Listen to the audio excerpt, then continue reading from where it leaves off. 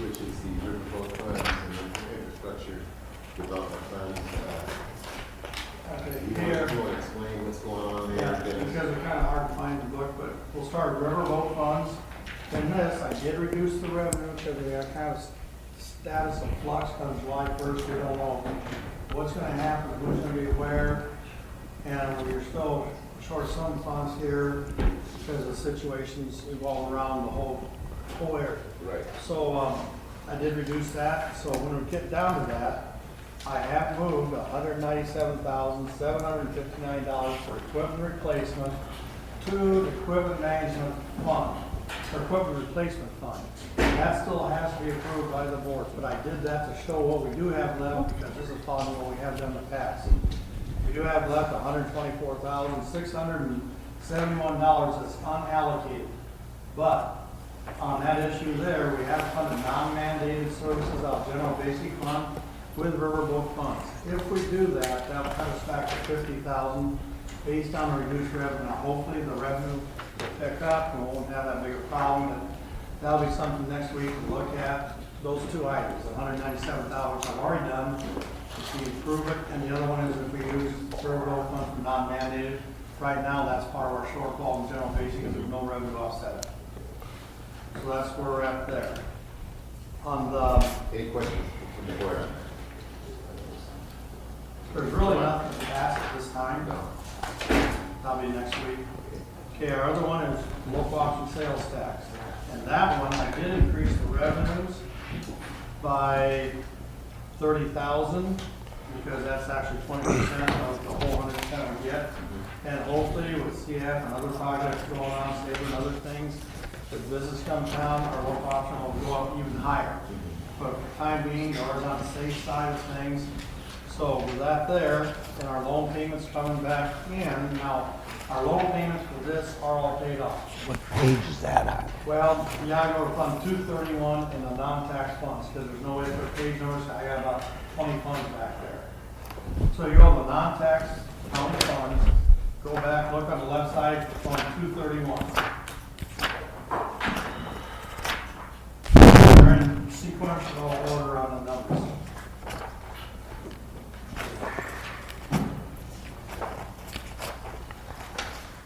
Wished you were right.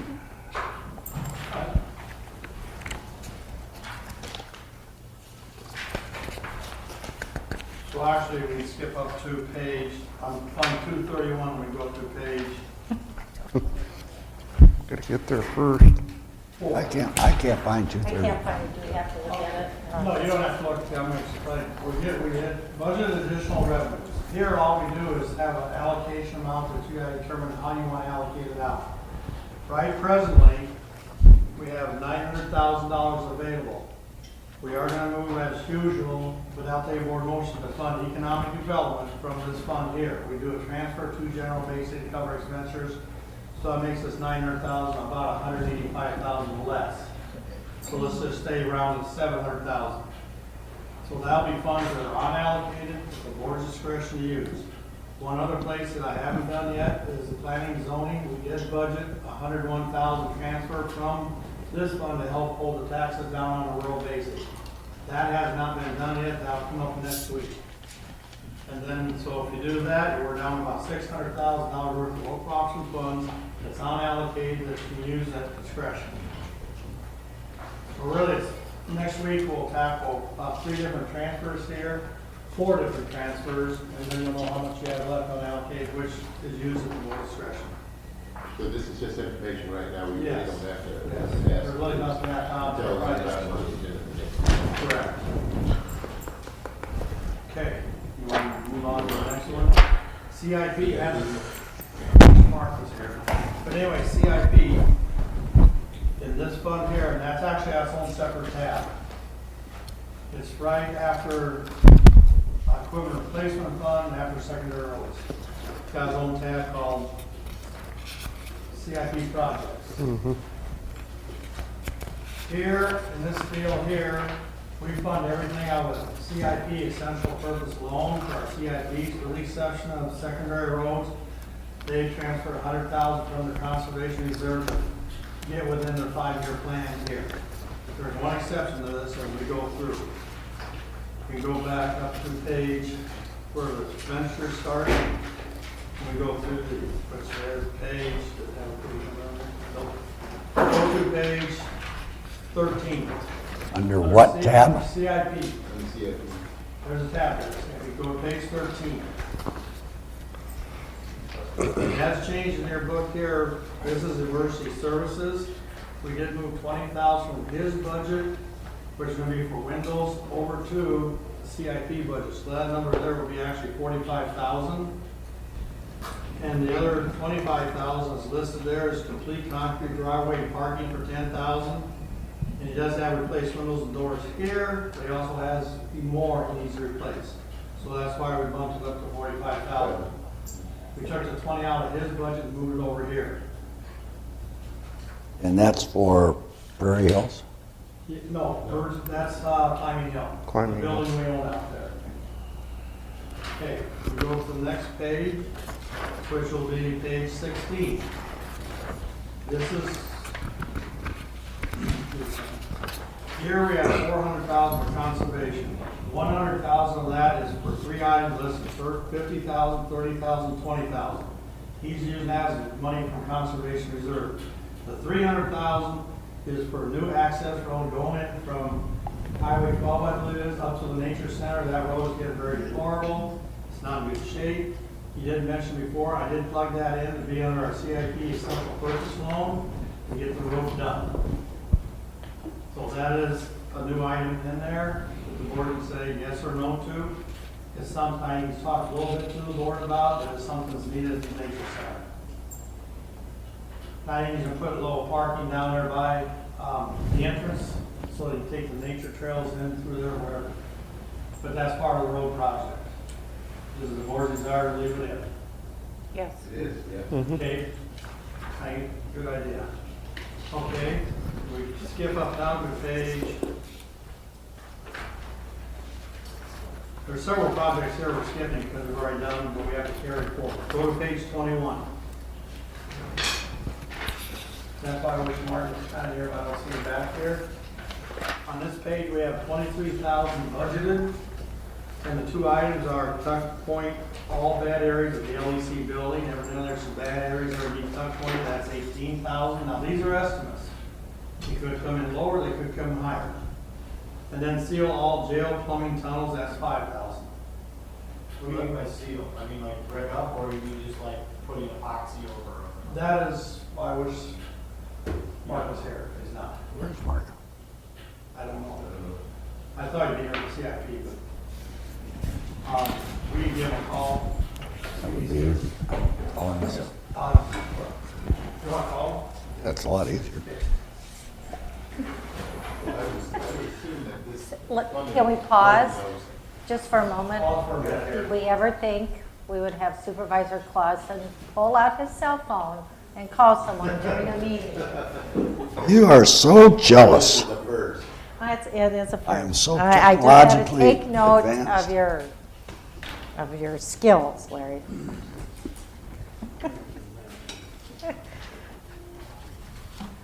Of course, did you see the phone? Of course, I haven't got a connection either.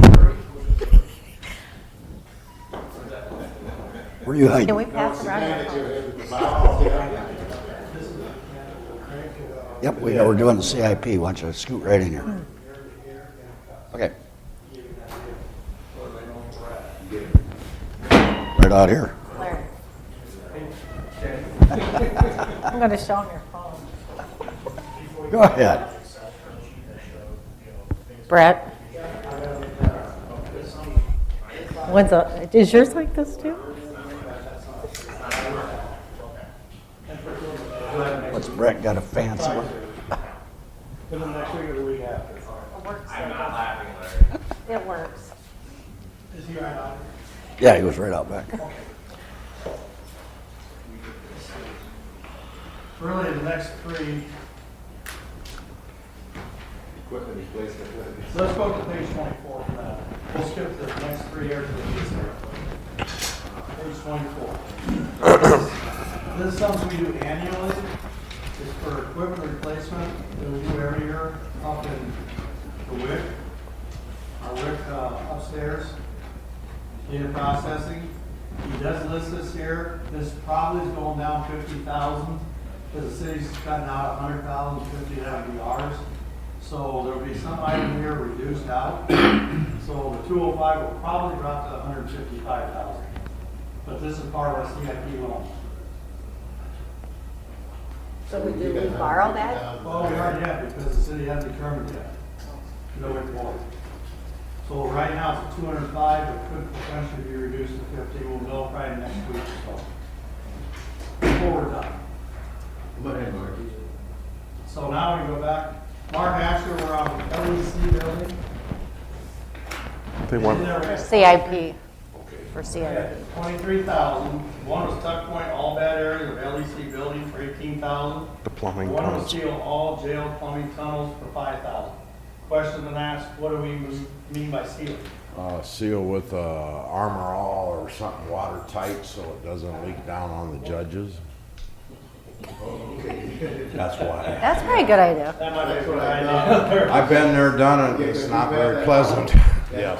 Yes. You had to go into the jet side and replace Yes. ceilings and also carpeting. and- Desks, computers. Jeff McCormick was in those offices, it was really advanced. So that's 23 there. Yeah, you were with me that day when I had to meet McCormick. Okay, the next one, Mark, was Trosper Hoyt for 42,000. Front of Trosper Hoyt building needs reinforced, 35,000. Well, it needs covered up.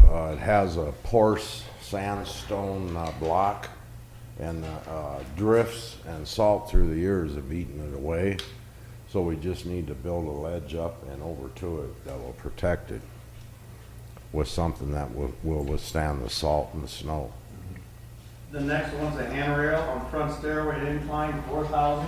Yes, And the last one is room 206, new carpet, 3,000. right.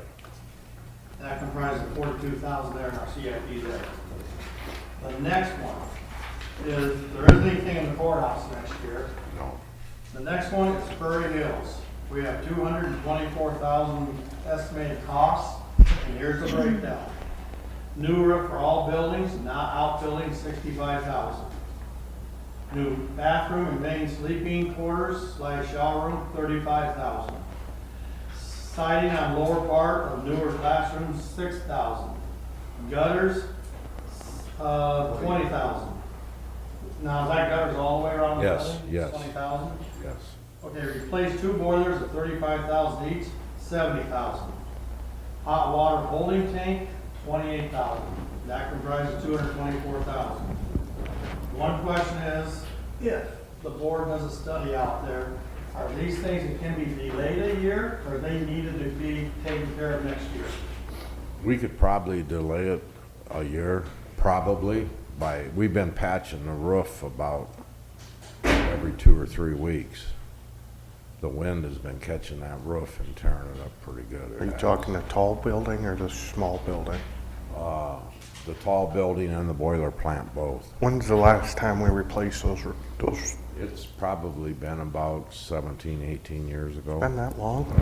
Not quite that long. I can't you know how it gets away. Right, 15, 16 years Okay. probably. And this is replacing all the gutters? Yes. Well, With the county to retain salvage rights on the gutter, because they're all copper, and that'd be good it'd be good, back in good in the budget, it would. Yeah. I mean, they're huge. They're Strike that huge. from the record. I just think, even though that we're gonna make, we're gonna do another, study and determine, how that facility, will be used in the future, and the utilization of the space that we currently have, in other places in the county. I think these repairs need to be done, because particularly the roof and the HVAC system, needs to be done in that particular facility, because if we don't do them, they deteriorate. It's just gonna cost us more money in the long run. I wouldn't want to go through another winter without replacing one boiler. It's Absolutely, particularly that roof, too. pretty touch and go, and the roof also, yes. The reason it's so high for the restroom, that's about a 6-stall shower, open shower there, and we have to tile glaze everything because the wall's been eaten through. It leaked behind the fiberboard and ate clear through the wall, so we're going to go ahead and tear all that out, tear the wall out, put a new wall in, and then put glazed tile up in the shower. We are. And we can do that with our own staff. Now, is this under the capital improvement? This will be a central part of it? very small. Yeah. I just don't, that's just my feeling, guys. I mean, I think that we should maintain that facility, and I think that, you know, based on the amount of work and the kind of work that needs to be done there, particularly, you know, the two items that I mentioned, particularly the roof, it just will cause too much deterioration, for one thing, and you'll end up with a worse situation. And secondly, if we not do it and wait another year, it's gonna cost us more money. Yeah, we wouldn't want the there's a lot of timber up there that could rot. There is. Yeah, I don't think that, you know, it's just like this building here. We just would postpone fixing something in this building without, you know, knowing what we're gonna do with the space. We know we're gonna do something with it eventually, and it should be repaired and fixed. That's just my rationale, but, you know, it's up to you guys. Well, that's that roof for that tall part. Yeah. You gonna get bids for metal too? We did. It was Because- astronomical, No. believe it or not. Really With the astronomical. wind and everything, those shingles get tore up pretty well out there. Yeah, that's got a specific kind of roof on it. It's just not a shingle roof out there, is it? Well, it's a real thick industrial shingle is what it is. And if we do it in the summer, it'll seal down. We did the last Gotta one. be warm. Yes, gotta be real warm, but I it thought I will. saw a tile type roof out there on something. What? Yeah, I thought No. the same thing. No, never had tile We've on it. never had tile on the roof? No. Not, I've been here 20 years and the roof we took off didn't have tile on it. I don't know what I was looking at. Okay. Now, the roof, though, that's completely contracted out. That's not any Yeah, of oh our yes, stuff. that'd be It contract. would be, yeah, absolutely. Unless you wanna go up and do it. Pretty tall. Maybe And I'll the go out gutters there. are important too. Yes. Because if you don't fix the gutters and improve them, the water runs down, seeps back underneath the eaves, and starts rotting. Foundation, yeah, we That's not a good move not to do that. gotta do that. I mean, that's just my feeling. I don't know what else you want. Yeah, I'm interested in hearing. Well, I'm torn, I guess, is where I'm at. I mean, your point is well taken. I wonder if we put all the money into it and it's mothballed in a year. I think it's a, So think I don't that- know if we can, I don't know which way to go on this because I don't want to put the money really into it if I don't think we're going to use that building anymore. Still I a don't building. either, but still, the roof, the gutters, you have to do just to keep the building have any value there. Well, there's a certain Well, I'm in amount of favor of maintenance. leaving it in, but truly, if we're going to do something with Prairie Hills, I don't want to delay studying the issue. Then I would like to get started on it. However, Chairman would like to proceed, but I just think if it is truly something that's on the table, which at this point in time, I don't even know if it's a really serious consideration, but if it is, then I think we need to get to the task of figuring it out. So we're not with this like should we or shouldn't we type scenario. Well, I'm in agreement with Chairman that we should get these things done. They need to be done. It's still our building no matter which way we look at it, so it's things that need to be done and needs to be replaced, especially them boilers. They're dangerous. One's inoperable, one of the boilers. I know. Yeah. Move to receive CIP. Second. There's a motion and a second to receive CIP. I guess we know where you stand, Mark. There will be one Yeah. maybe corrections of 50,000. We added 20 for emergency service. Could take 50 off, but right now as it stands, without the 50 off, we'd be doing a bond issue of 839,000, which is under the 1.2 million. which is actually a little bit more than this year, but not much. And I usually don't borrow the money until we get halfway through the year to save on some interest costs, because as long as we have money to cover it, I would. Okay. All right, good. Any further discussion? No.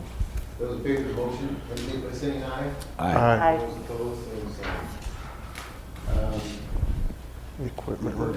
Is that what we were talking about, the equipment replacement? Well, that's CIP. Now we're on equipment replacement, that has its own tab, right behind, right before the one we just looked at. On this one here, this is where I move 197. On the revenue side of this, where we started to explain it, we use 197,759,000 of riverboat funds.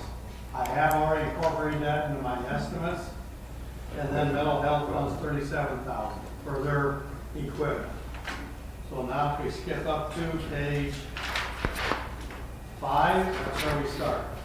The first one on page 5, the equipment replacement fund is Mercy Services, 70,000. We're done for a little bit, okay? But don't leave, because you got some stuff. I've got a doctor's appointment that I'm almost late for. Okay. I'm sorry. All right, go ahead, Mark. We got 70,000 here, and what that is replacing the rescue truck 206. That's a 2006 Ford 450 with 165,000 miles on it with a Ford 450 crew cab. Dually with topper for equipment storage, includes 10,000 for accessories, transition, and signage. That's 70,000 there. Page 6 is for, this is the mental health, 37,000. Now this, we really don't have to have it here, so you can pay that out of our mental health fund. But they're talking about one multifunctional copy machine at 20,000, and 17 desktop scanners at $1,000 each for 17,000. That will be paid with mental health funds. So that isn't actually a transfer from riverboat funds over. That's not part of it. The next one, page 7. This is conservation. You got 90,000 for this. He's replacing 72 mower units. It's supposed to be a 2007 model, 2008, 2009, 46,000. So they run about, 14,000, 15,000 piece almost, a little more. Replacing UTV unit, that's 14,000. I don't know what a UTV unit is. What is that, Ray? Utility vehicle. Utility. Not ATV, but Okay. like a gator or something. Yeah. Okay, and the last one is trade a 2006 3/4 ton pickup truck, that's 30,000. So total's 90,000. We pay that out of riverboat funds. Okay. Now, the next week or two, I will have a 5-year planner made up for equipment purchases and for CIP projects. So I will have that in the future, but for the current, this is what they need currently. We go to page 9. That is the county recorder's office, and there they're requesting one subdivision flat cabinet for $6,759. Anything you want to say about that? What is that? Just a big cabinet to hang all the subdivision, It has to be special because of the type of material and very big to preserve. The next page you want to flip through is page 11. And that is a request from our auditor's office for a new copy machine, $10,000. And that machine gets very heavy use because I use it quite a bit also. So it's kind of a multi-purpose deal, but there's 10,000 there for that. And as a color copier, which does come in handy. Page 12 is courthouse building. There they want an all-terrain vehicle for $8,000. A snow bucket for the skid loader is $3,000. Skid loader trailer is $5,000. And a plow for the truck is $5,000. Actually, a skid loader and trailer is all part of the skid loader walk this current year. So it's just add-ons, which will add on to the unit. And that is it. So that's a total of $234,739 or 59, which 37 is from mental health, and 197,759 from Riverboat. Did you talk to Mark? Why does he need an ATV? He uses that, they put a snowplow in front, and instead of using the truck, they can actually push snow with it. With the ATV? Yep, Where's the- four-wheel drive all terrain. On the sidewalks. It's just sidewalks, you know. Okay, it's an all-terrain vehicle. Is it gonna have a, does it have a pusher on it? Yeah, We come with it, yes. I got a neighbor that has one, and boy, does it move snow. Okay, well, that'd have been nice to know, because all it says is a ATV. It doesn't say what it's gonna be for. Well, they'll use it there for other purposes. Is he replacing a skid loader trailer, or is this a new item? New item, to haul the skid loader around on. Okay, is there a motion to receive this? But Any discussion? Those in favor, indicate by saying aye. Aye. Those opposed, same.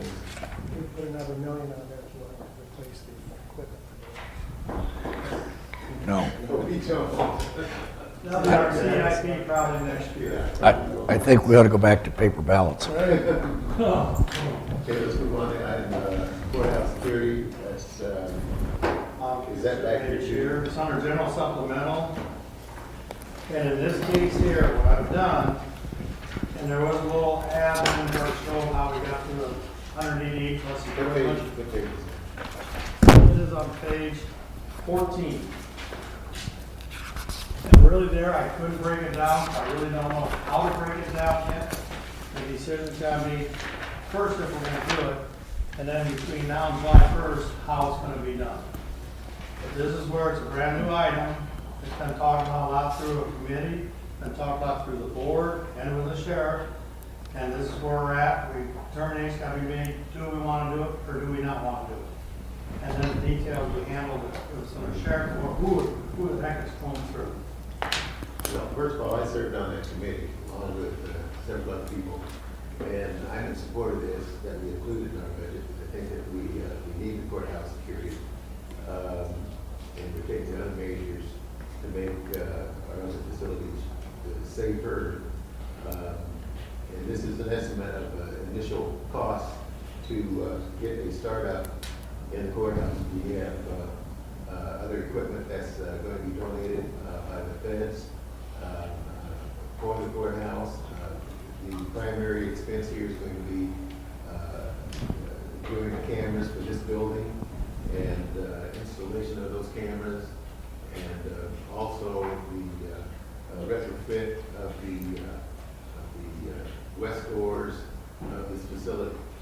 And the other major cost is going to be how we personnel this the control.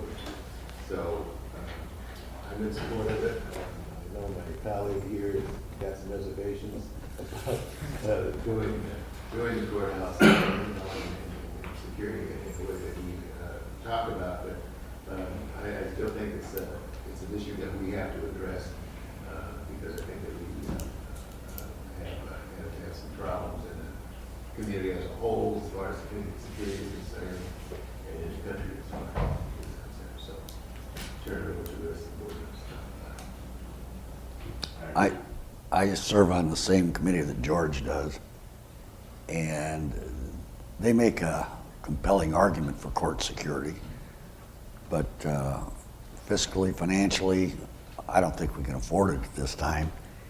And the numbers we've got, 250,000, I really don't think that's going to cover. We haven't.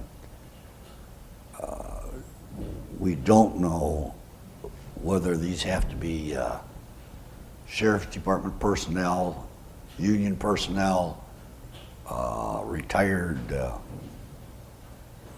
police officers, and that makes a big difference in the amount of money you budget for payroll. And like I say, I'm not against it.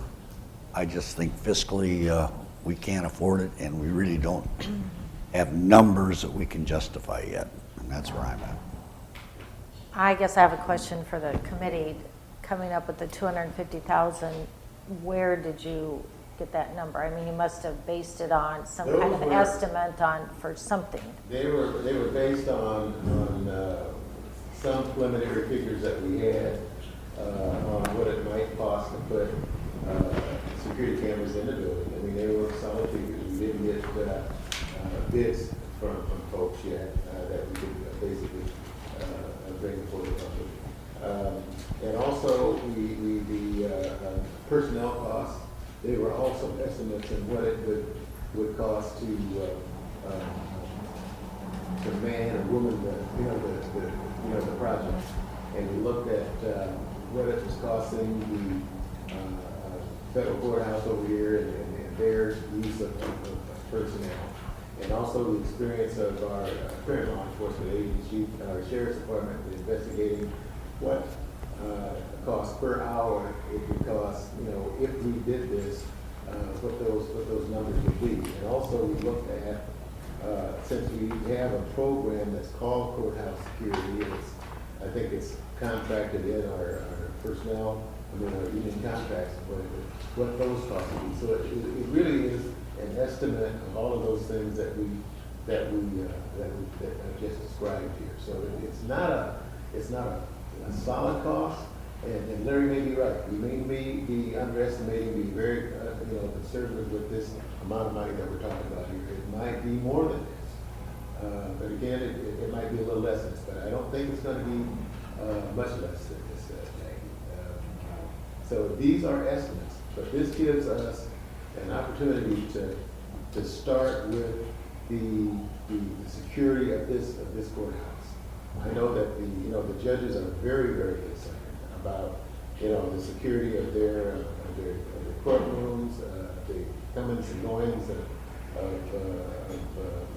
people in this building, and I guess I would agree with it to a certain extent, based on the culture of our society. I do believe that the sheriff's office got us an email or something on part-time workers, sergeant. I think I seen that somewhere. Same thing with board chair, so we're in the same committee. Right, so, I just think that, it's I did work for the sheriff's department. They have put in there for one sergeant. I think it's $78,000 in that vicinity, which include benefits. And we have people budgeted for part-time, law enforcement, retired people that would have the ability to come in. I did still be certified where they could actually arrest somebody. We have them at $15 an hour. Originally, we had the time, I think, from 7:30 to 4:30 or something. Now, with the courthouse being locked, we could run from 8 to 4:30 because 4:30 the doors are locked. Nobody can come in at 8 o'clock. Nobody can get in until 8 o'clock except employees. So we did have 188,000 was the number I had for employees, sergeant, and the extra help to man the doors. And also that would leave 62,000 left for equipment. And then hopefully we equipment possibly donate or give for the cheaper price. And then you got the cameras. And then the west doors like George was talking about. So up to 62,000 there. If we get the equipment donated, there's probably enough money. Okay, because I know last year when we talked about this, there was a figure given, I can't remember what it was, I think it was a couple $100,000. And since we didn't have a plan, the board didn't want to go forward with it, so it was tabled for a year. Well, now, here it is. We still have a figure without a solid plan, but I think you're a little farther along than you were a year ago. So I'm comfortable with this number. Based on what you guys have told me, I'm for it. And the other thing I'd like to point out, when we originally started talking about this, we talked to Dave and Greg and maybe Todd, that originally we talked about using all officers, which could have been 3, 4, 5. Then your costs would go from $300,000 to $400,000. They tried to come across with something a lot cheaper by using retired law enforcement personnel, wherever we could get them qualified, and one sergeant. So that's how it got from $300,000 or $400,000 to $188,000. Now all sides are trying to work this where it's halfway feasible to even think about doing it. So could we expect a plan by July then, or prior to? Well, I think so. I think because most of the groundwork has been done by the committee, and so I think that we can have a solid plan. And I think we do already. Okay. Yeah, to implement that before July, because we're going to get equipment all in place, get everything, cameras, everything, so we're going to have to start probably May or soon. Yeah, May or June. Yeah.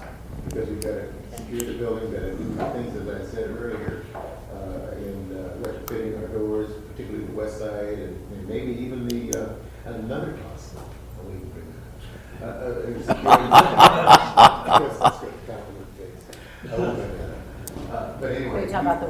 I'll bring it up, the wheelchair lift. You read my mind. Yeah, well, I know, that was, The other thing, there'll be one interest coming in, but the back door will still be used to transport prisoners. They aren't gonna be bringing them in through the front door, for God's sakes. It'll be through the back door, or there'll be one other exception possibly is big equipment coming in where they had to use the elevator, can't bring it through the front door. So there'll be probably two exceptions I think about, but definitely prisoners. They aren't coming through the front door, they're coming through the back. Move to receive $250,000. Second. second, but I do have just one more point. If the costs go way over 250, then we would have to go into reserves then. Yes. You have to go into reserves. And I did budget this out of general supplemental, so we have levy authority to do it. We've got the sheriff out here. I do not remember, did we get a definitive ruling on whether it had to be or whether it could be part-time employees or whether it has to be through the union? I think we're good on part-time employees. Everything I've been talking. Is that what you came up with? I came up with, this is courthouse security. What's in the contract now is courtroom security. That's what they transport us. So I believe this is a complete new entity, not part of the contract. Well, I understand what you're saying, but I'm trying to get it a little more locked down because have you talked to our attorney that does the negotiations on this? Because we can't be breaking union. Right, oh, I agree.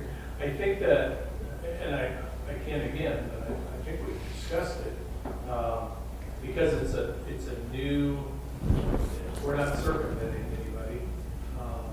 It's a new line item in the budget, it's a new, these are gonna be part-time employees, they're not in a contract, it's, transport falls under another division than whatever courthouse security. I think what you have to look for is, first is there any language in code that says the sheriff has to provide a service for the security or the court. Is that your original question, Larry? Well, Because I think that's what part of the said question, but before. But otherwise, you pretty much can do whatever you want. You could contract it out if you wanted to. Those service. I've checked some other counties, some counties are under the sheriff. Blackhawk County actually has a private service come and do the courthouse That's what I security. was referring to. Right, You know, both the ways. Black County, they have it. But I think you run into the risk that, Pardon? I think you run into the risk that you won't have the arresting Well, those power. are things that you have Yeah. to consider when you do it. What I'm just saying is that, visiting Blackhawk County, I think they contract with a private company to provide I security. think though, if I may, one of the many duties of the sheriff is his courthouse, it's the security. Either how that's funded by the board, Right. how we oversee that. That task, if the board went private, as sheriff, you would still oversee it. Right, and I think that's what occurs in Blackhawk County too. Well, those are some of the details I think that we're gonna have to work on once, we get past here, appropriating, assigning, allocating the money for the project. Because I think the committee has a lot to say about, are these gonna be full-time employees or are they gonna be part? And to me, I think we can get by with part-time employees. It's a cheaper route, and also we can hire experienced people with the part-time portion. James? There was talk previously about cameras on this entryway. Are we still doing cameras? We're still doing cameras. That's part of it. That's Who's part on of the it. other end watching the TV? Well, that's going to be part of the discussion, and who's going to be doing that with the current, when we implement the program. Are those individuals that's going to be at the door, going to be monitoring those cameras at the same time, or are we going to have them in a separate room somewhere in the building monitoring the cameras? Now, those are the kind of details we're going to have to work out. My feeling is they can monitor those cameras right at the door that we're at, with the cameras mounted on the outside of the building and also on the interior of the facility. How many cameras are you talking about? We're talking about 5 or 6 cameras. Okay. Yeah, minimum of 5 or 6 cameras. How many, 9? Nine was the number we settled on for Okay, last meeting. well, I think that has to be readdressed too, Todd. That might be too many cameras for the money that we have right now. If we can get by with I'm not gonna say where the cameras are gonna be because that's. but, Or the numbers. but I think that. We run that through we gotta, CIP. You know, we gotta readdress that particular issue where it's most critical, you know, in the facility. Mark, was your motion for 250,000? You could, right? Yeah. No, I just want, if it goes over 250, are we dead in the water? That's what I'm trying to get at. Any further discussion? Those in favor of the motion indicate by saying aye. Aye. Those opposed? Aye.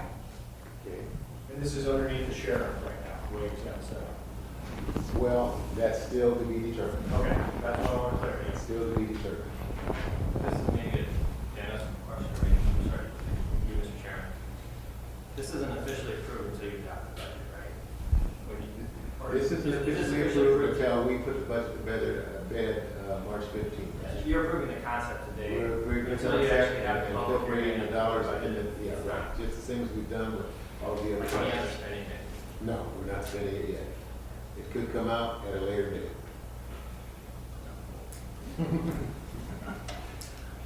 Yeah, let me get to This that. is historic. This is historic. This is historic, Yeah, it is. moving in a different direction for the courthouse. Yeah. Do you want to be on the old fogies deal and say no? Well, that's it. Our culture has changed. The board's being proactive Yeah. instead of reactive, Right. and with what you see happening in the news every day, shootings are happening every day. Every single day. Don't get me started. No, I might start. You stop. Okay. Okay. Let's move on to item I, which is discussion of action of wage plan salary. Okay, in this particular item here, we budgeted 2%, is which all basically unions are getting. There's no backup to this, this is just a verbal. 2%, and then last year, the board did approve a 4-year plan to get wage plan people their bases raised up. Instead of doing it all in one shot, the board determined to do it over 4 years at 0.25% a year. So actually, what is budgeted in the budget right now is 2% plus a quarter, and 1.25, make it 3.25. So this is just a continuation of what we approved this last fiscal year. Yes. Now, the 1% will be there every year, Yeah. 2% could be 2%, but we got a 3-year contract with our unions, and we're in the second year. Okay, is the motion to receive this? Just to clarify, that isn't elected officials, that's only. No, that's not elected. Just wage plan. I move it. Discussion. Those in favor indicate by saying aye. Aye. Those opposed, same sign. Sorry, again, there's no paper here, so I'm trying to hear Dennis, so I'm just, 2% was 1.25. Correct, it's 3.25.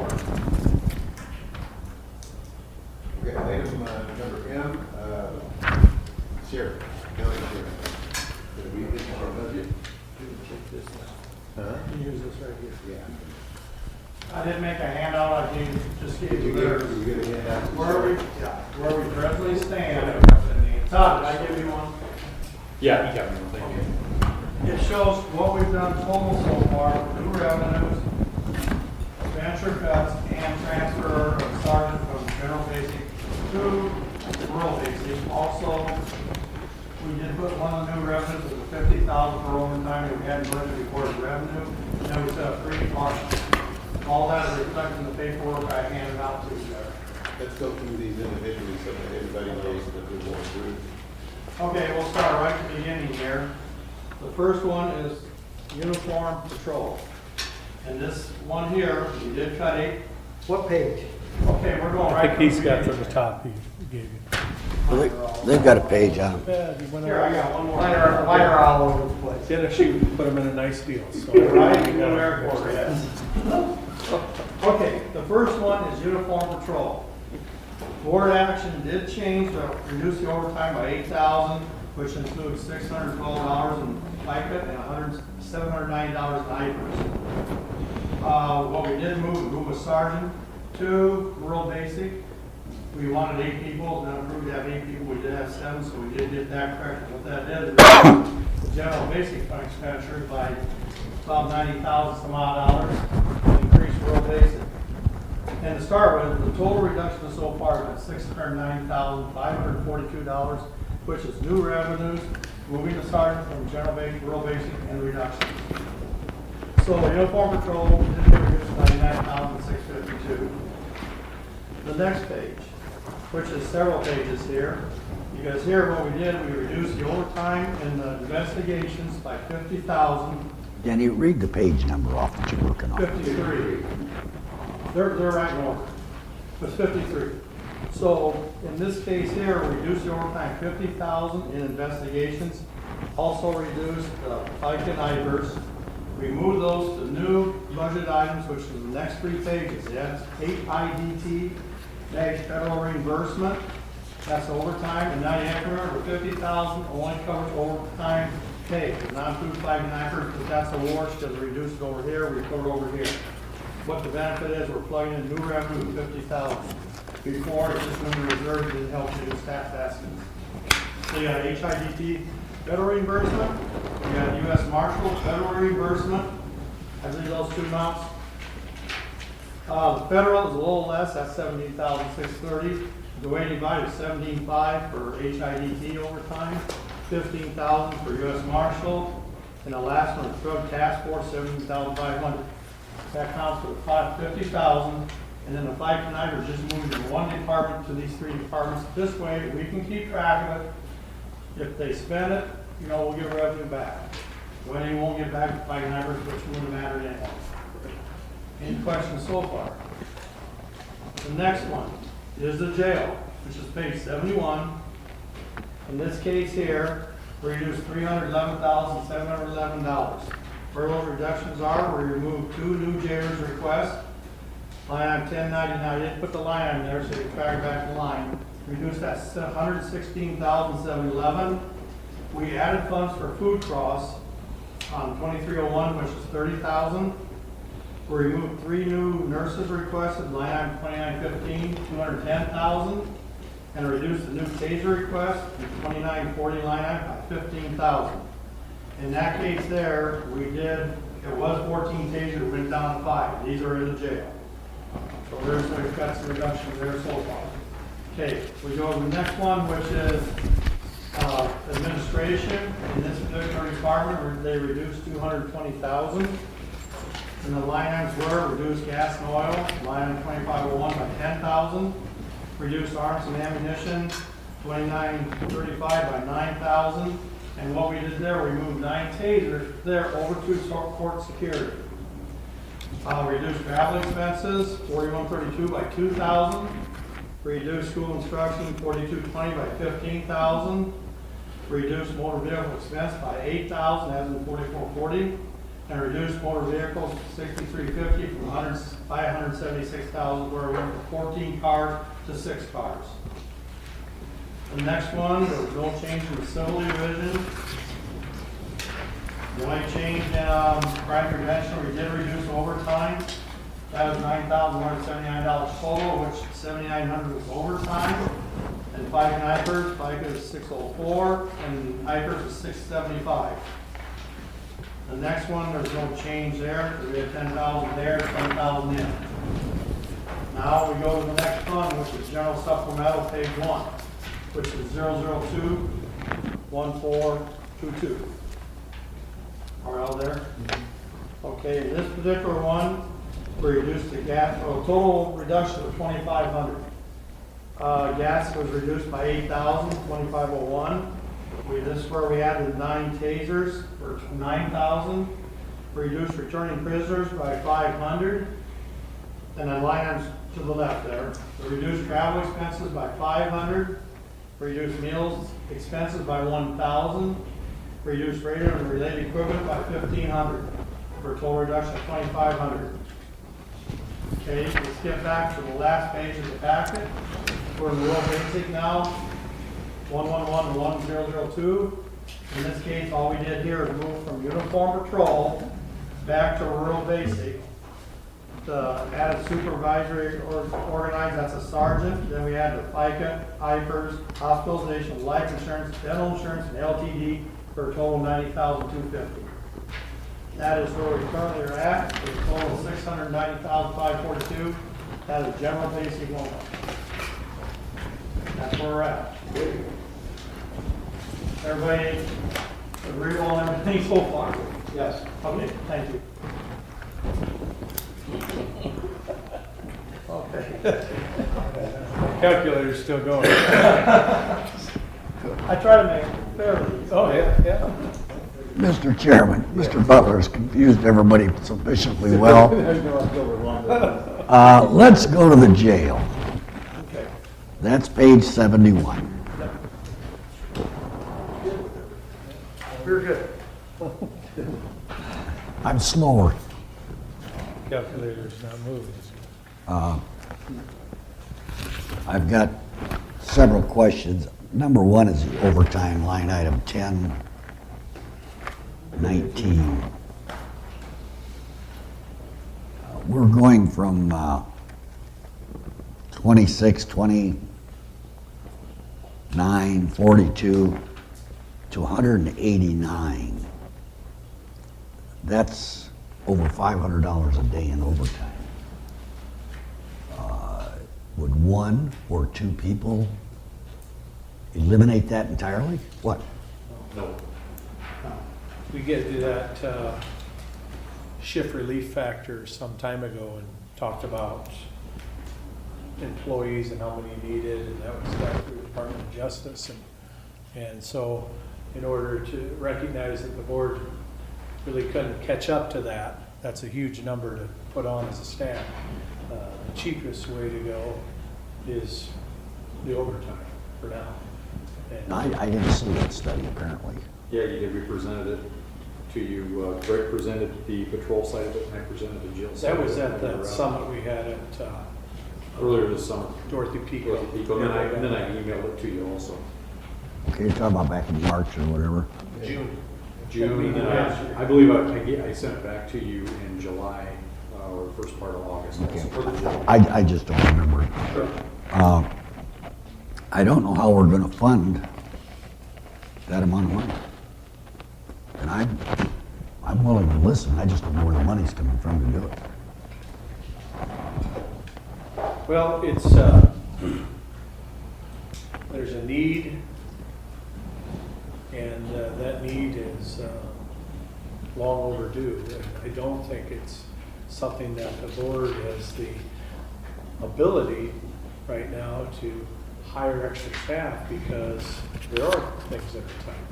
Then you have to add in all the extras, the insurance and this and that, right? And I get it.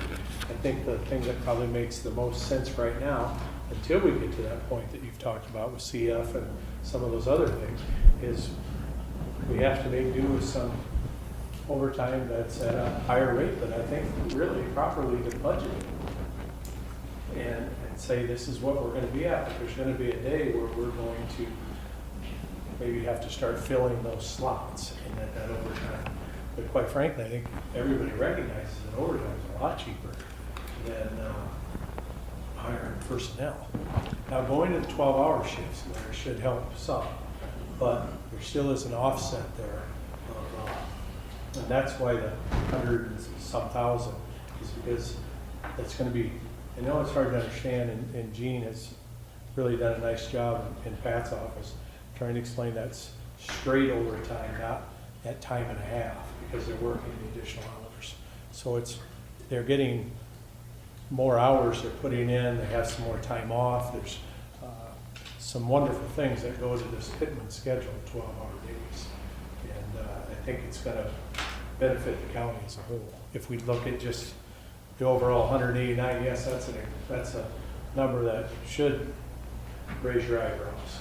But I think we have to look at the whole picture here, and that is that staffing issues have been our problem in the past, and some of our demise in times. So somehow we have to find it. All right. I'm not above asking hard questions. Where can you cut? I think Patrol one of the deputies? things that hasn't been looked at, and we've talked to Denny about, is there is quite a bit of savings with our new hires, with the deputies, with the new hires in the jail. And that's yearly because they progress through the contract. So that, it's not like everybody's topped out and they're paid the day that they get hired. You have to work your way up. And I really think you can offset this with that money. That's there from the new hires, when, you know, there's a big difference between a starting correctional officer's wage and a correctional officer that retires. All right. Same thing with But the let me stop, Greg. If there's that big a savings to offset it, then why doesn't it do that? Why are we still about 300,000 short? Because I don't think that part's budgeted. Is it anywhere we show the offset? For the current year? Yeah. For the next year? Oh, for next year, The next year would be. you could still have the same thing happen. Where it covers two vacancies. This year, you got one vacancy's been there since May 1st, so you got a whole salary plus benefits sitting there. Right?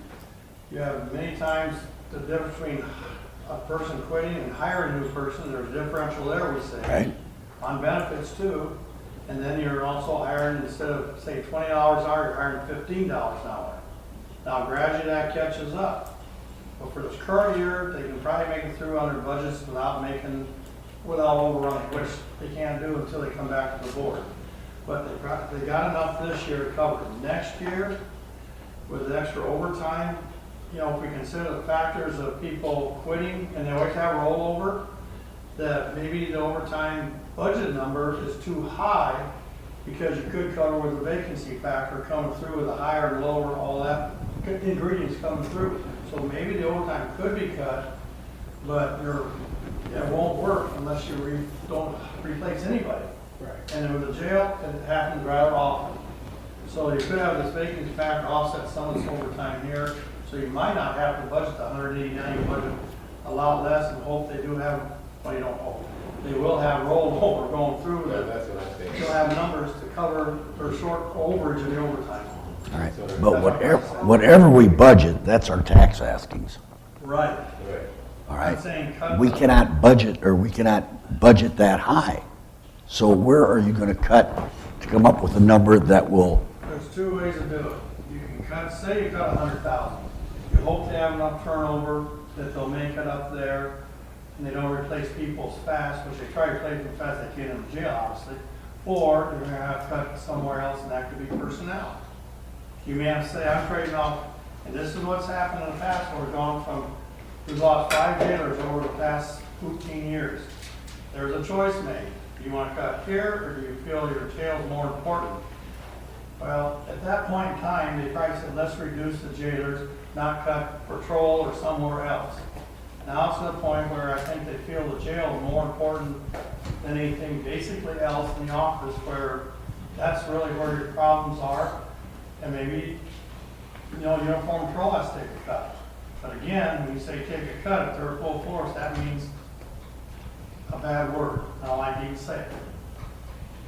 layoffs? Reduction, yes, it's layoffs. Well, I don't think we could even go there in saying just the fact is that we're running short as it is for a county our size. I checked with the former sheriff in Dubuque County, and he went to a minimum staffing that's more than what we have on patrol. And I just think you couldn't even think about that. Yeah, I don't think we're talking about that at all. I just asked how we do it. Right. But we have to have a balanced budget. We have to have enough income to satisfy the outgo. Right now, we do not have that. I have to have adequate, it's a tough deal, but I have to have adequate. I understand what you're saying. I just know that the two aren't coming together. How do we, I guess, I'm still thinking about, the 12-hour shifts. They work 8 hours plus another 4. Right. First of all, I'm kind of skeptical about that because I'm worried about your men. There's women that's up there, you're going to work some extra. Can I point something out though? Yeah, go ahead. Prior to going to the 12-hour shift, just to maintain a minimum staffing level, we had people working 16 hours. So you're 2 cutting shifts. cutting hours back Right, from 16 to 12. right. Because there was 1 to 2 people every day. That's not a safe situation for those folks. Not to work 16. No, it isn't. It's not safe if we understaff the jail. And is that why then the 125,168 as far as overtime is concerned with the 16-hour shifts? Well, so we could maintain the level of staffing of 8 correctional officers and a supervisor. Prior to that, they were running 6.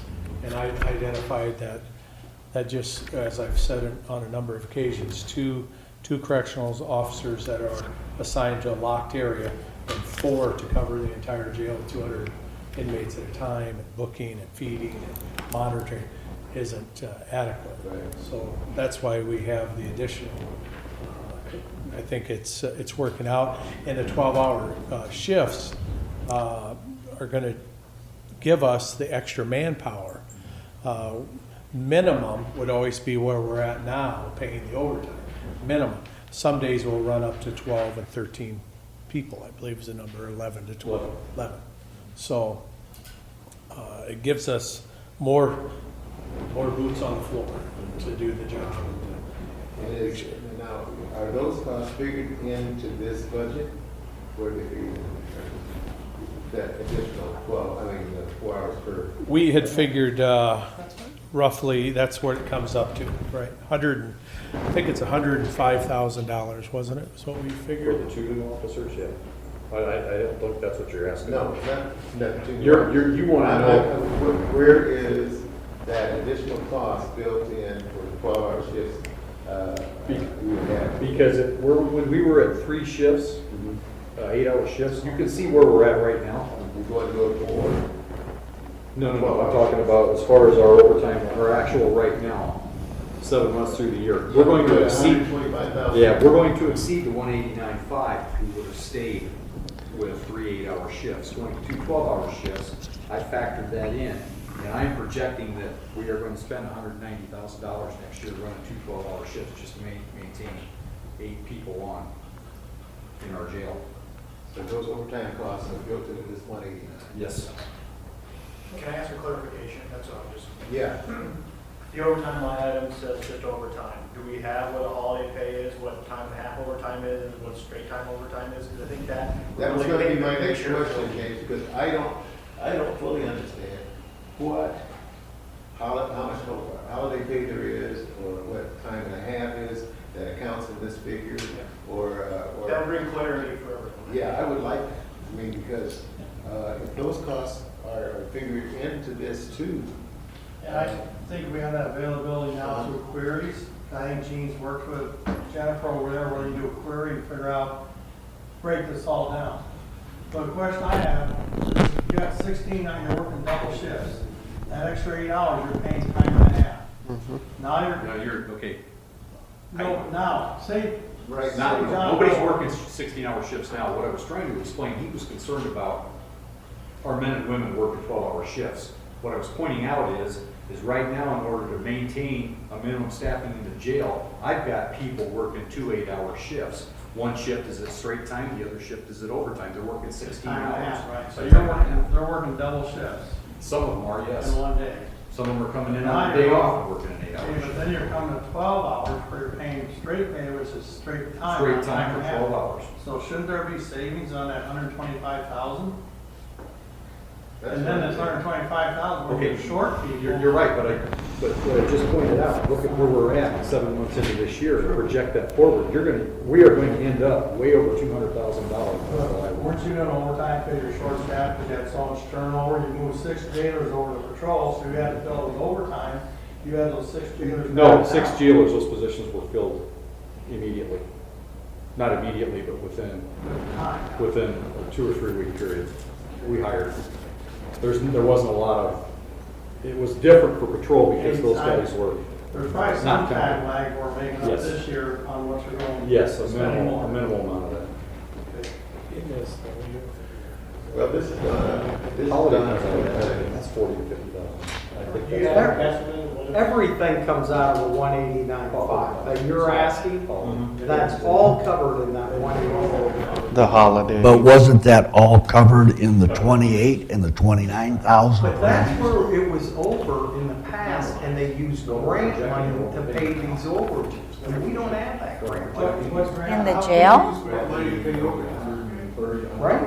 No. Not at the jail, they don't use break money? No. So all of that was built into the 29 or the 39 or whatever is already there. There's no way that we use over. No, I'm talking about just the total dollar. Well, it's because we were working with 6 people. That's the difference, is they're staffing it at We've more increased, people right, per we've shift. increased, I That's what had it the is. numbers, I believe if you have 9 people working a holiday, like we did on Martin Luther King Jr. Day, roughly, you gotta figure their wage by 2.5 times. Before it was 6. And so that's factored into this. You have the overtime, that's factored into all those things. Those are contractually done. So when you increase your staff from 6 to 3, you still are gonna have to pay that minimum of staff of 9 instead of 6. I can't, And that's a management decision that the board really doesn't have a whole lot of control on, except the budget. Except the budget, yeah. And Larry's getting back to where do you make it up? Do we lay off a patrolman? Do we lay off a civil process server? we don't have any of those to lay off. I mean, deputy, it's in the civil division. Where do you cut? Or what do we do? Yeah, see, and I'm not trying to pick an argument, but it's not fair for you to come to us and say, we want to spend this amount of money, but not showing us where that money could come from. I Well, mean, we you- can't we're- print money. And I agree, but when you're cut to the bone and you're working with bare minimum, there's nothing I can do either, except make sure that that's staffed correctly, and out there on patrol, those people are protected also. I don't have anywhere else to cut, Larry. I can't, just as you can't make money, I can't make people, okay? How you gonna pay them? That's how I pay them, Can we, out of overtime, I guess. I don't know what to tell you. I guess I need to know a little further detail on this particular item, because I need to understand, and I still don't understand, guys, I know I'm not that smart, but I need to understand how those 12-hour shifts are gonna affect this budget. And I don't think it's gonna be 12-hour shifts, that money really should come out of overtime. I guess that's where I'm coming from. And I guess I have to have some sort of a bullet point thing that says, here, 12-hour shifts, this is the dollar amount it's gonna cost. I guess that's what I need. And I need to also know how much money is paid out on holiday time, not only just for the, well, I guess I want it specifically for the jailers. And, you know, all of that, because we're not getting it here. I'm thinking about, you know, my first inclination this morning was to spend $120,000 on this, because it's gone up 4 times. I need more specific, you know, specifics on this. Hey, Okay. you know, everybody has, I think I understand it. You just are having more people work every shift, Well, and I know that's, that you have more people working, and you're gonna have more people, and it's gonna cost more money. But should it come out of overtime? Because that's like an open billfold here. I mean, I don't think it makes any difference. Well, it does to a certain degree. I mean, if you set a budget and salaries are based on 4-hour shifts, or, I mean, 8-hour shifts, or I think 12-hour that, shifts. George, I think they told you that, that's what Dennis and I were thinking the same thing as we get Gene, and we talked about how the proposed budget is constructed. Go ahead and have a seat, Gene, so you don't have to.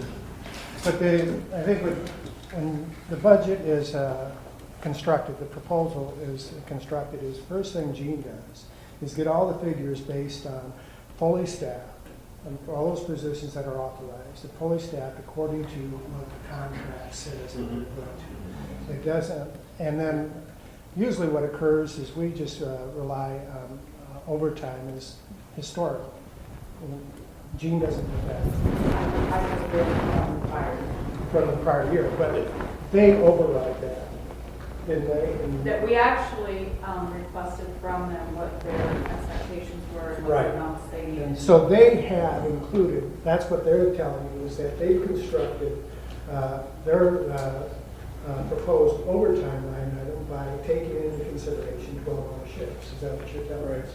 Yeah, that's what, and so rather than adding positions to it and putting that money in different line items as a proposed, I think you cut some of those positions. But the overtime is based on 12-hour shifts in the jail. Right.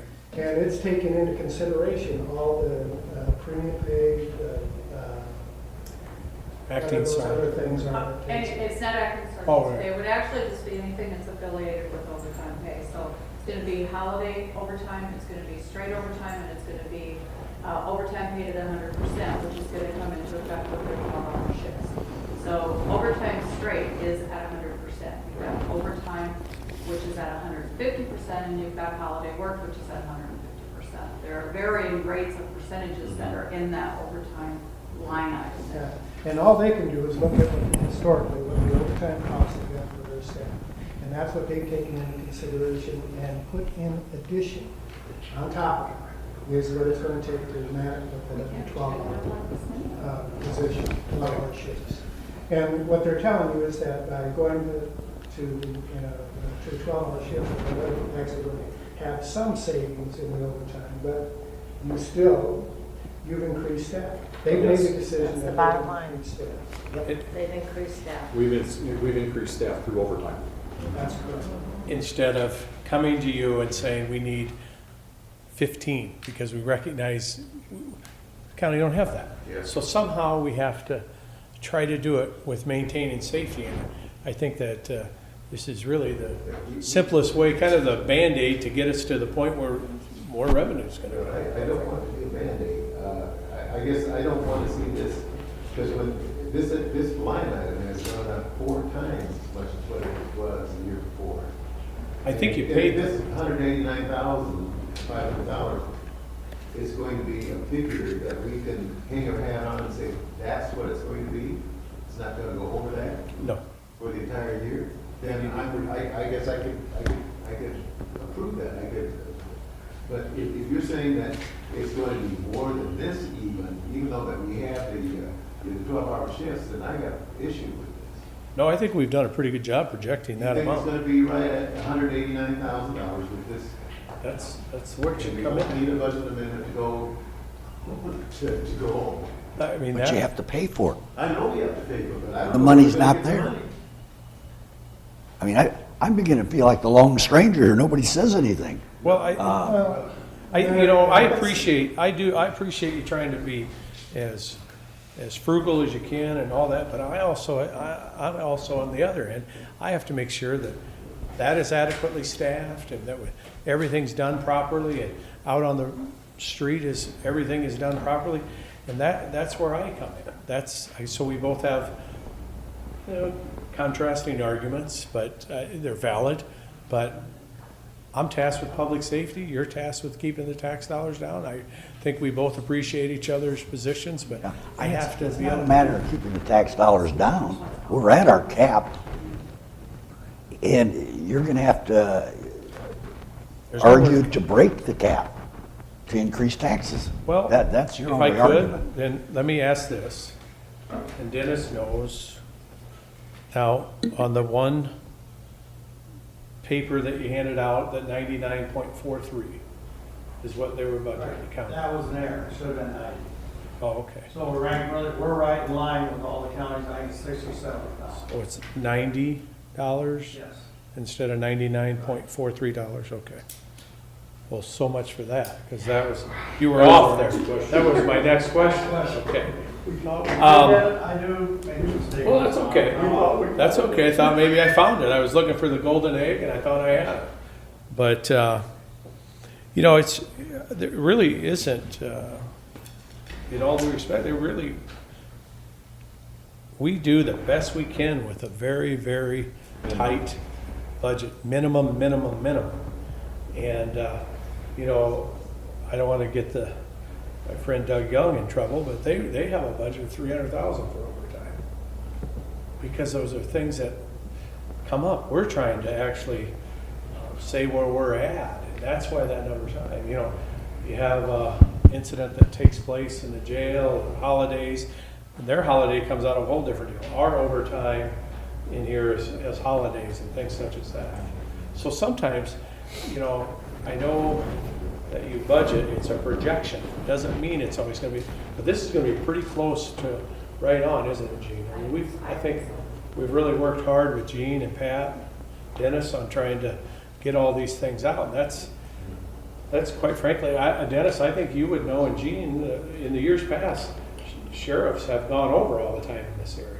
What if you reorganize and rather than do 12-hour shifts, do lesser hour shifts, like 10 hours? Well, with all due respect, we've looked at all that, George. Yeah. And yeah, the best way to staff the jail is 12-hour shifts. Because I said to Tom, can we go to 9? Can we go to 10? I thought 12 was long. Under the Pittman schedule, the gentleman came up to me at Shields and he says, hey, Sheriff, I want to give you a little piece of advice.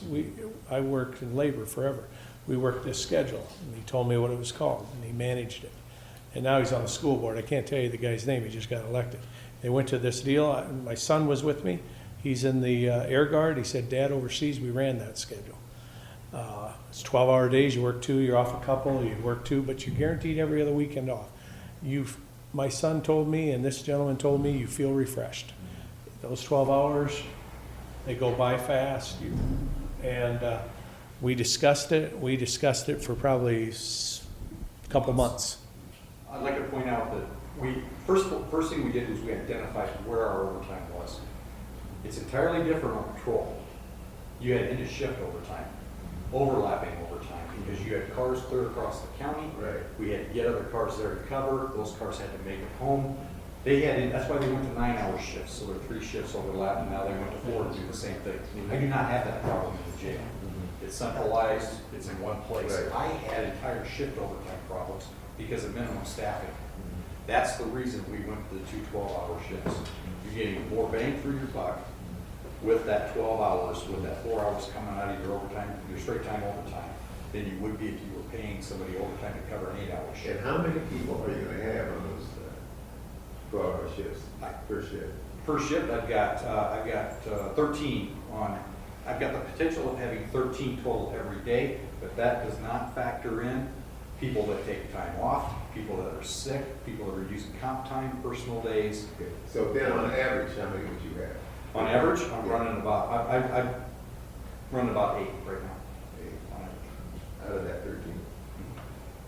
Right at my minimum.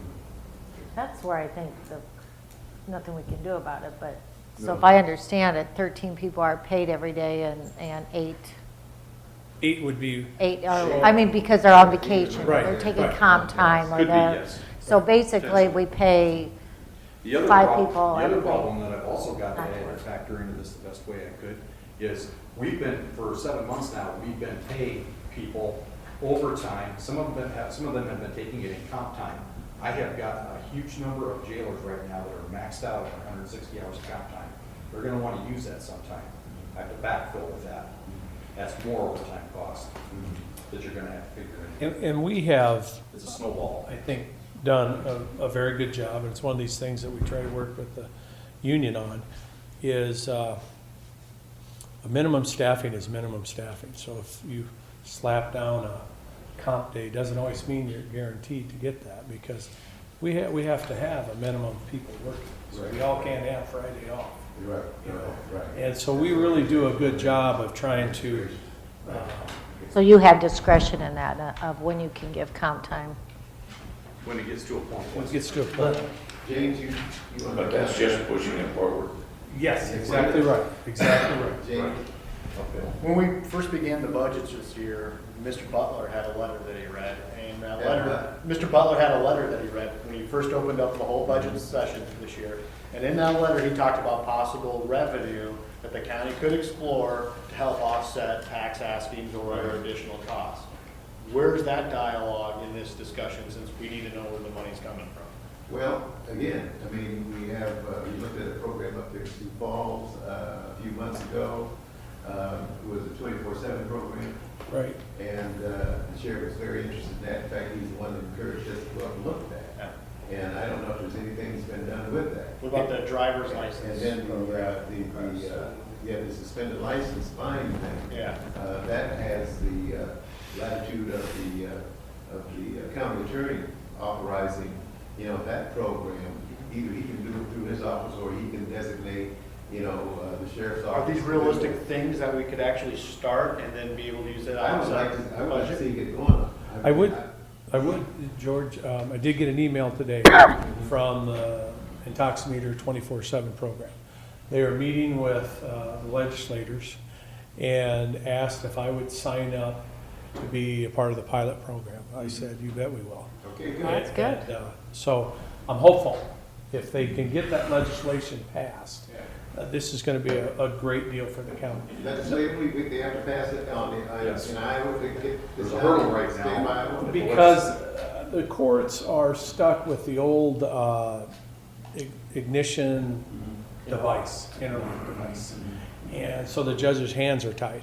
If they go to this Intoximeter 24/7 program, every sheriff should be for it because it's going to generate some It's a good program. money and it also allows that inmate or that person who might be here to be out still working.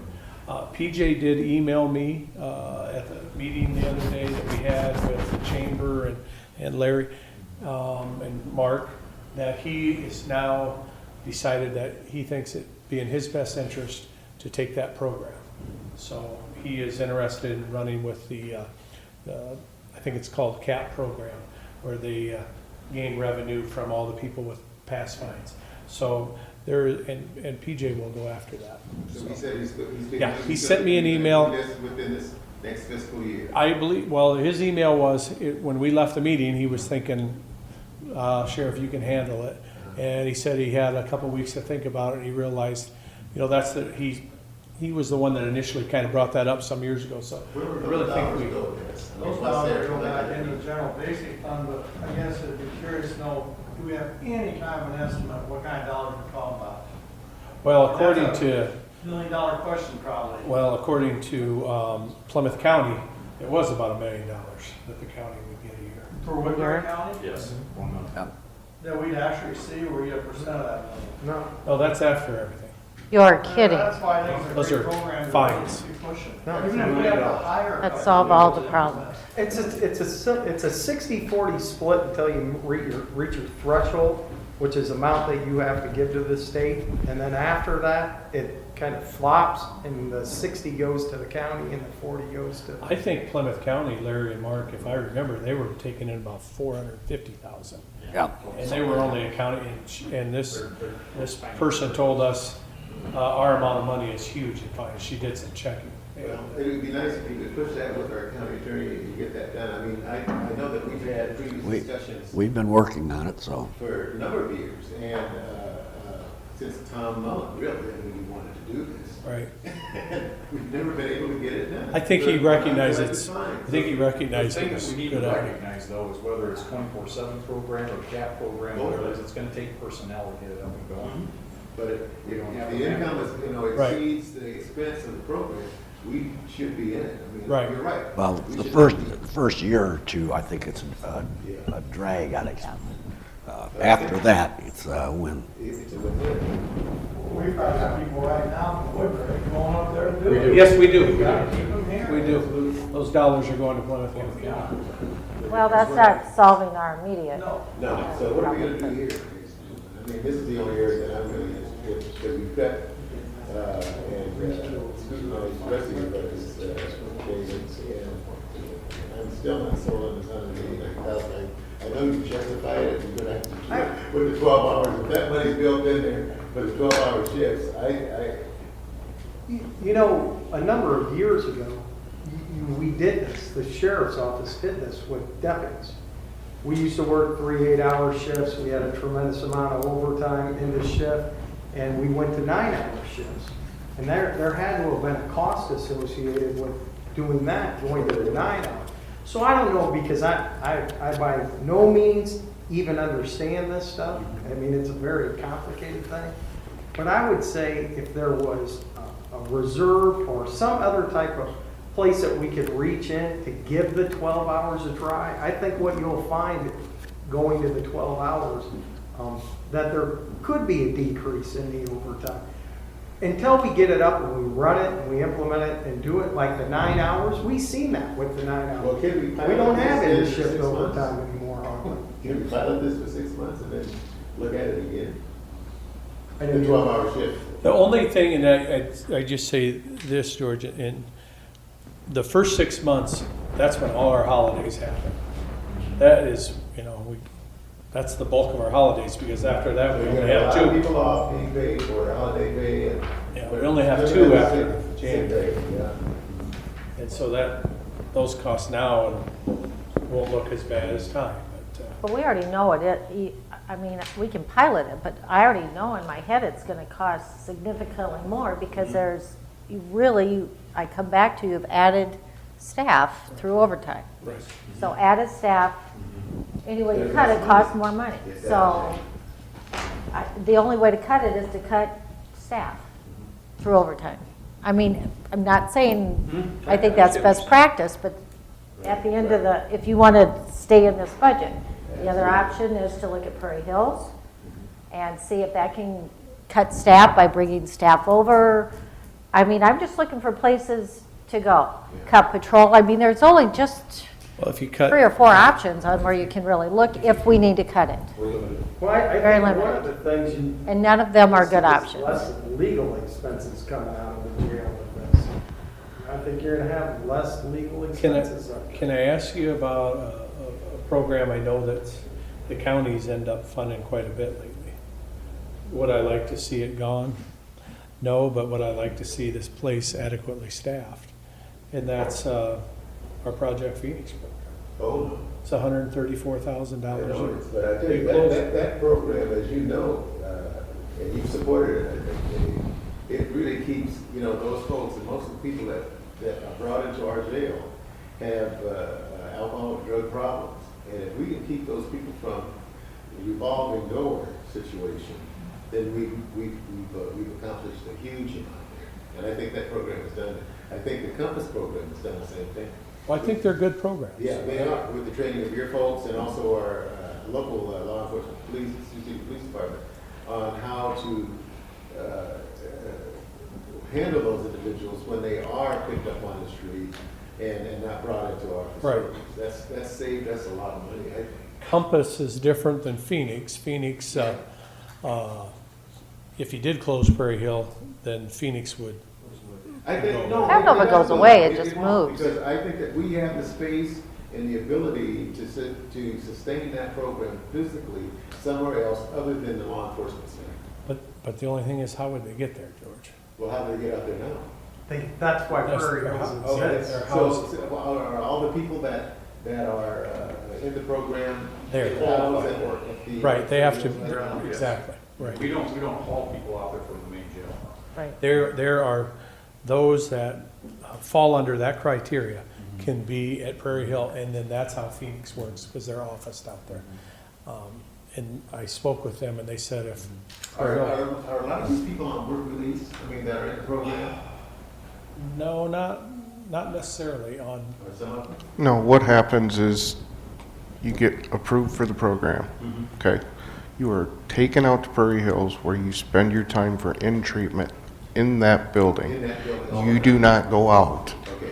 Then after your treatment is completed in-house, they allow you to go to a halfway house to do the outside. Okay. But like the sheriff was saying, you close Prairie Hills, you close Phoenix, because where are you gonna put it? Where are you gonna house them? They have to be with each other, and they have to kind of away from the general population. So, that's why they've told me that if that closes, that program's over. And those are decisions that you're gonna have to make about Prairie Hill. The concern I've told you, is it would be that one. It would be the increase in the meals, though you think you may be looking in downstairs or whatever, expanding, whatever, I don't know. Those costs, what was told by CBM would go up substantially. Why though? They're cooking meals, what does the location matter? Well, let's Storage. not get into that, right, because we don't have details on that. We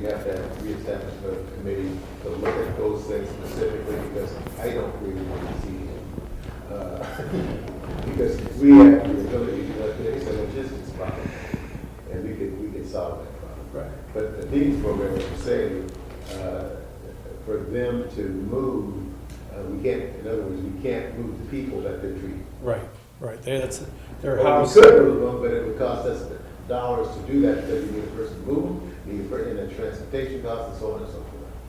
I And, understand that. and ideally, it's set up to be an away place. Yeah. And then lastly, closing Prairie Hill, every month, we're probably averaging 15 to 18 extra weekenders. And where we're gonna have, weekenders are for drunk driving offenses that are above 1.5. And so personally, I would rather the weekenders stay out there. They're not anybody of violence, and throw them in jail with murderers and all the other things. I understand. And it's be a disaster.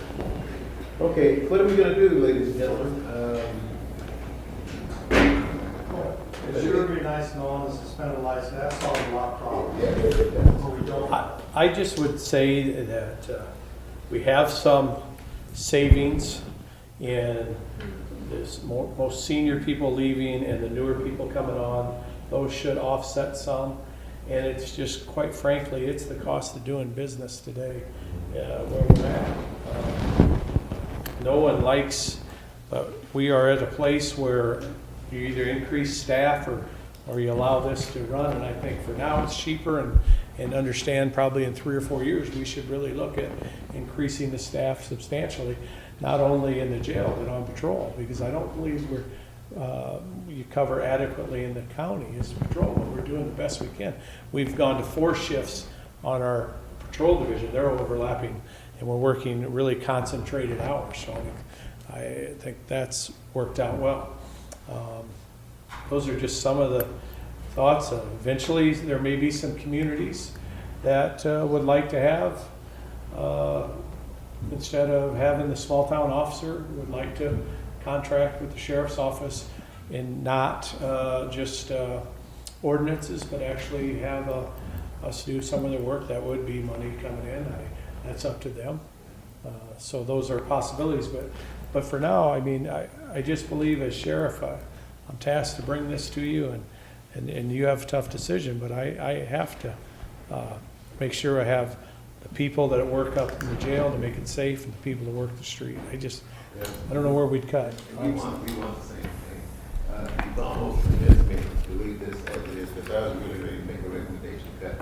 George, I would, $120,000 out of this. But if this is built, if those overtime fees are built into this based on your 12-hour program for the jail, then I guess we're gonna have to pay for it somewhere, and somehow. I don't know where we're gonna get the money to do it unless we pull it from some of those areas, as Dennis Butler's talked about, the unfilled positions, because you hired new people and you're not hiring at a higher rate. Some of those dollars can come out of there, and also if we can implement, the newer programs that we've investigated earlier this year, and bringing in additional money from fines on individuals that haven't paid it, or this 24/7 program. Something's got to happen. I mean, I'm sorry. There's not nearly the turnover in your patrol as in No. I remember when I first came on, there was something circulating on, and I don't know if it saved money or not, but it was an early retirement for the deputies. And I think at that point in time, they thought maybe there would be a cost savings. I'm making this sort of up because it certainly didn't go any farther. But is that something else down the road, that if you can save that much money with I know you have a lot of new ones. Then they had to, I don't want to speak for George and everybody here that was on, but I remember when they did it, there might have been some backlash for not doing it for everybody. Oh, is that what it was? Okay. Well, we did it for 1 year. 1 year. Is what it was, yeah. I think also you had a large group of deputies sitting in a retirement pool. And where it there's not made that it- now. And right now, what do we would have it would be a savings. We have 3 or 4 that would probably take advantage of that if it was offered to them. I don't know if there's a cost savings, but just looking at absolutely everything, throwing it out. $3,000 a day. 3,000 A year, that is for benefits or savings? The whole savings, because it's, at the end of the day, when you, because they're not gonna leave unless you pay their insurance bill for it. Right. They're not, they're, I would say until Dennis gets his magic done next week. try to come back with something next week. I move to receive this budget, and we'll have to talk about it after we see what you do. Well, we Did received we that. already We've receive already it? done that. We just be addressing this budget. I think we've already received it. All right, where, That's what Larry's saying. Yeah. If you want to cut 126, say we cut 60,000, we do the same thing we're doing now. We're overrun our budget tremendously, covered by vacancies, new and hire, cut it 60,000, that's just a round number, I'm just throwing around. With the hope they have this turnover again to cover it. In the meantime, that gives us a year, 6 months, a year to figure out how to spend a license, get this program going where it could be additional revenue coming in maybe during next fiscal year. And then amend the budget and get it up to where it should be, if that's what the true costs are. But that saves us this year, trying to get through where we're at this year. It's a Band-Aid a little bit. I hate Band-Aids, but we gotta do something, because if they can't cut other places, where do we come up with the money? well, we're back to the catch-22, and that's where this board's gonna have to make the decision. And they're gonna have to say, Dave, you can't have 8 guys on a shift, you can have 7, that's it. Or you're gonna have to say to conservation, you're gonna have to close the park, or you're gonna have to tell the auditor, you gotta lay a couple people off. And that's what it's all about. I mean, there's no other way around this. I mean, to go back to what Dennis is saying, I wouldn't do it that way. I mean, for transparency purposes, if you're accepting this budget the way it is, that they're telling you to do that, you should do it. And then you do what you have been doing, which you've been cautioning against, is using reserves to. Yeah, because we got $800,000 obligation on reserves that we won't recoup for 4 or 5 years. Right. That's coming up next year. Yeah. And that's what, but that's, if you're gonna approve the budget with the way that they're doing things, I think that's what we do. I don't think you do it on the come. I think the reserves might be the way to. We don't have the reserves. They're not there. Talking about money reserves. There are no reserves, or there's some reserves, but not enough. And not, and really, this reserves? Butler. And really, this problem could be exacerbated was multi-millions. if this overtime budget continues to grow this year,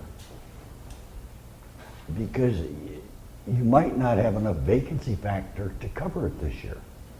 Now, there's no way to take this into consideration yet, but by June, we're going to know whether you've made your budget or not made your budget. If you don't, then it's worse than it is now. I don't think it will be. When we talk about the vacancy, and what you're talking about, Dennis, is there such thing as a vacancy factor? Have they given money back? Because that's the only way you can get anything. If they didn't have this overtime this year, they would be giving a lot of money back. Probably 200,000, unless you found out they already spent it. This time we spent overtime. And we got one vacancy since May 1st, it's never been spent. We got a lot of people that have been off on whatever. We go back and look at the jail budget, and you can literally make it through it. This year. Now, if we don't put the 189,000 next year, and we got all the wages right, you don't have your turnover, you wouldn't be able to do what you're doing this year. All right, but Denny, are you basing that on 125,000 or 190,000? 190. Because that's probably what they're gonna spend this year. Yep. But If they're you- gonna if have that's what other you're- places to cover. Right, that's what we discussed when we, Right. Dennis and I, back in September, we sat down and figured the differences between new hires and seniors that were leaving and things such as that. And we figured through the budget amendment in May, I believe it is, right, Dennis, that we should be fine. So what's the difference in the budget, the proposed budget is compared to this year? The difference would be, we're assuming that they're gonna not have any vacancies. Everything they have vacant will be filled. If they have that without any turnover, they could not make it through their budget. Historically, what has it been? Historically, well, we've gone historically from 24,000 overtime to 190 in 1 year. That's what's killing everything. Yeah, but the vacancy factor is what I'm trying to find. Historically, what's it been? Yeah, it's probably been 1%. But, overall maybe. but This is all departments, not just theirs. But all then- departments. Dennis, Yes. though it was 24,000, we still had the staff that was working up there. And 24,000 doesn't cover the holiday.